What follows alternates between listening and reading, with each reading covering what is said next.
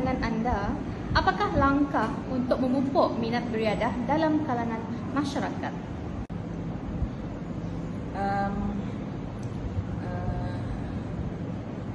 Ibu bapa dapat bawa anak jogging, kerajaan buat kempen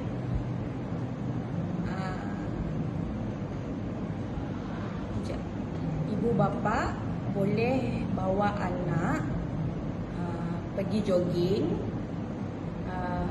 untuk isi masa lapang hujung minggu. Selain itu,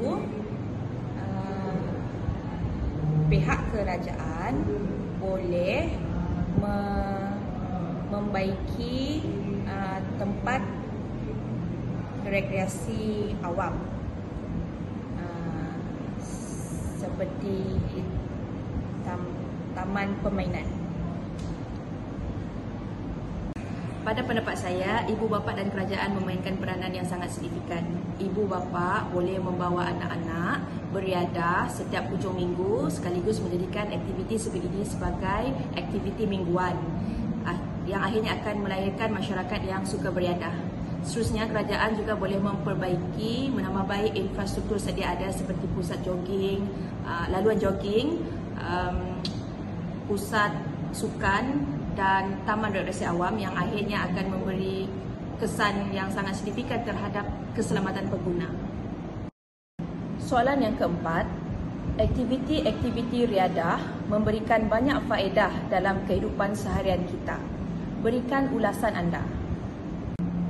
Faedah beriadah, sihat,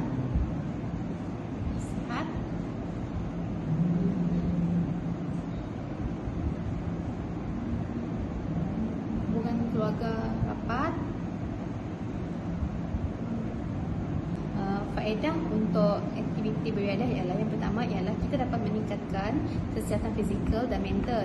Sebagai contoh, fizikal kita dapat menguatkan jantung, manakala daripada mental kita dapat menghilangkan stres apabila kita beriadah. Manakala selain itu kita juga boleh mengeratkan hubungan kekeluargaan apabila kita terlibat dalam aktiviti beriadah.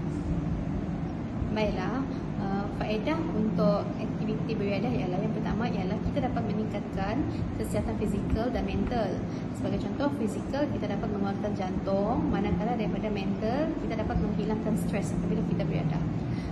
Manakala selain itu kita juga boleh mengeratkan hubungan kekeluargaan apabila kita terlibat dalam aktiviti beriadah. Sebagai contoh, kita boleh bersama-sama bersama keluarga bermain badminton, bermain kayak, dan permainan ini memerlukan kita untuk mengeratkan hubungan antara satu sama lain.